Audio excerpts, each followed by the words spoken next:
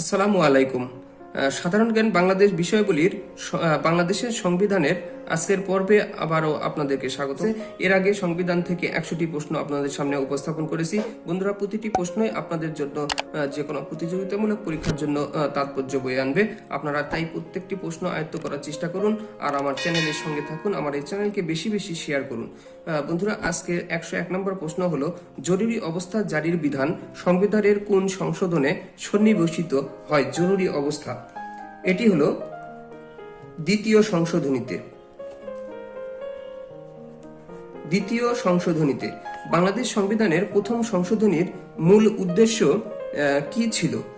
প্রথম সংশোধনীর মূল উদ্দেশ্য ছিল 93,000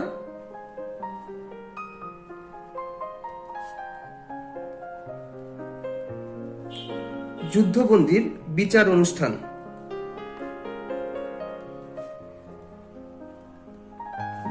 অনুষ্ঠান। বাংলাদেশ সংবিধানের কোন সংশোধনীর মাধ্যমে বাকশাল প্রতিষ্ঠিত হয়েছিল? চতুর্থ।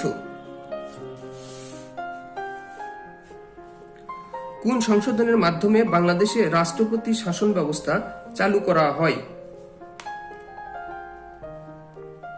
চতুর্থ। বাংলাদেশ সংবিধানের চতুর্থ সংশোধনী জাতীয় সংসদে কোন তারিখে পাশ হয়েছিল? 25শে জানুয়ারি 1975 সালে। বাঙালি জাতীয়বাদের পরিবর্তে বাংলাদেশী জাতীয়তাবাদ প্রবর্তিত হয় কখন? পঞ্চম সংশোধনীতে। সংবিধানের কোন সংশোধনীর মাধ্যমে রাষ্ট্র পরিচালনার মূলনীতি পরিবর্তন করা হয়? 107 নম্বর প্রশ্ন। বন্ধুরা, সংবিধানের কোন সংশোধনীর মাধ্যমে রাষ্ট্র পরিচালনার মূলনীতি পরিবর্তন করা হয়? এটি হলো পঞ্চম সংশোধনী। সংবিধানের পঞ্চম সংশোধনী গৃহীত হয় কখন? 108 নম্বর প্রশ্ন। 1979 সালে। আজকের পর্বের 109 নম্বর প্রশ্নটি হলো, কোন সংশোধনীর মধ্য দিয়ে উপরাষ্ট্রপতির পদ সৃষ্টি করা হয়? 109 নম্বর প্রশ্ন। এটি হলো চতুর্থ সংশোধনীর মাধ্যমে। কোন সংশোধনীর মধ্য দিয়ে রাষ্ট্রপতি শাসিত সরকারের প্রবর্তন করা হয়? এটি হলো চতুর্থ সংশোধনীর মাধ্যমে। আদালত কর্তৃক মৌলিক অধিকারের সংরক্ষণ ক্ষমতা হরণ করা হয় কোন সংশোধনীর মাধ্যমে? এটিও চতুর্থ সংশোধনীর মাধ্যমে।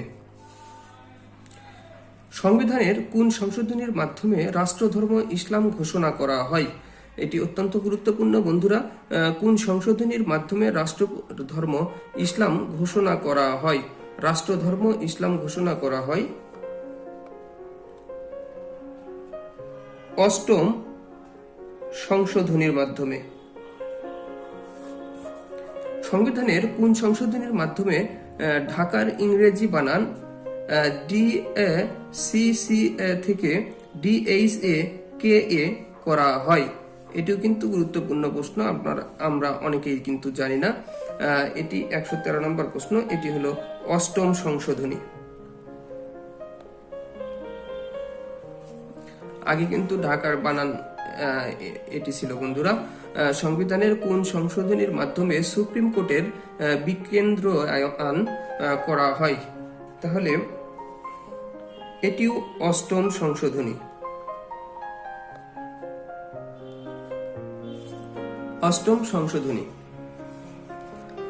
বাংলাদেশের সংবিধানের অষ্টম সংশোধনী কখন গৃহীত হয়? এটি গৃহীত হয় 7 জুন 1988 সালে। বাংলাদেশ সংসদীয় গণতন্ত্রের উত্তরণ ঘটে কখন?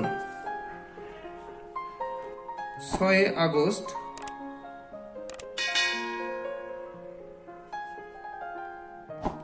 1991 সালে।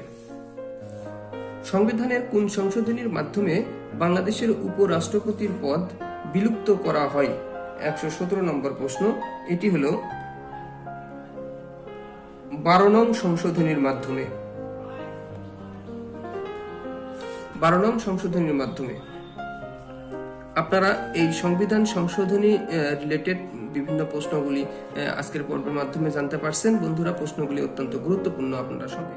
আজকের পর্বের 118 নম্বর প্রশ্ন, সংবিধানের কোন সংশোধনীর মাধ্যমে সংসদীয় পদ্ধতি এর সরকার পুনর্প্রবর্তিত করা হয়? এটি হলো 12 নং সংশোধনীতে। বাংলাদেশ রাষ্ট্রপতি শাসিত সরকারের পরিবর্তে সংসদীয় শাসন ব্যবস্থা চালু হয় সংবিধানের কত নম্বর সংশোধনীর মাধ্যমে? এটি হলো 12 নং। সংবিধানের দ্বাদশ সংশোধনী গৃহীত হয় কখন? দ্বাদশ সংশোধনী গৃহীত হয় 1991 সালে। সংবিধানের কোন সংশোধনীর মাধ্যমে তত্ত্বাবধায়ক সরকার ব্যবস্থার প্রবর্তন করা হয়?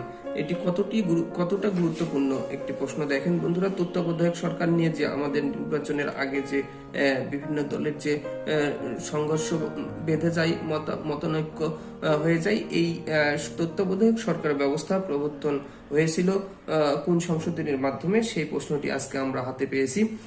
121 নম্বর প্রশ্ন, এটি হলো 13 নং সংশোধনীর মাধ্যমে। 13 নং সংশোধনীর মাধ্যমে। বাংলাদেশ সংবিধানের ত্রয়োদশ অর্থাৎ 13 নং সংশোধনীটি কোন বিষয় সম্পর্কিত? তত্ত্বাবধায়ক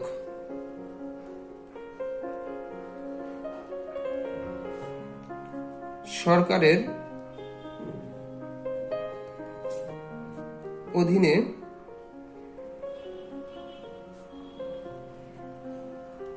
নির্বাচন। সংবিধানের কোন সংশোধনীর মাধ্যমে জাতীয় সংসদে সংরক্ষিত মহিলা আসন 45-এ উন্নীত করা হয়? এটা আসলে বন্ধুরা এটি একটু আগের প্রশ্ন হয়ে গেছে। এটি হলো 14তম।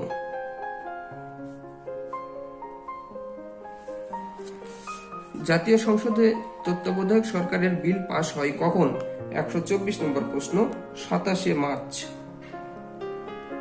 1997 সালে। তত্ত্বাবধায়ক সরকার ব্যবস্থা বাতিল করা হয় কোন সংশোধনীর মাধ্যমে? এটিও অত্যন্ত তাৎপর্যপূর্ণ একটি প্রশ্ন। আজকের পর্বের 125 এবং শেষ নম্বর প্রশ্নটি হলো এটি, তত্ত্বাবধায়ক সরকার ব্যবস্থা বাতিল করা হয় কোন সংশোধনীর মাধ্যমে? এটি হলো 15তম সংশোধনীর মাধ্যমে বাংলাদেশ সরকার ব্যবস্থায় তত্ত্বাবধায়ক সরকার বাতিল হয়ে বিলুপ্ত হয়ে যায়। বন্ধুরা, আজকের এই 125টি প্রশ্নের মাধ্যমে সংবিধান থেকে অত্যন্ত গুরুত্বপূর্ণ প্রশ্ন আপনাদের সামনে উপস্থাপন করেছি। আপনারা অবশ্যই প্রত্যেকটি প্রশ্নই আয়ত্ত করার চেষ্টা করুন।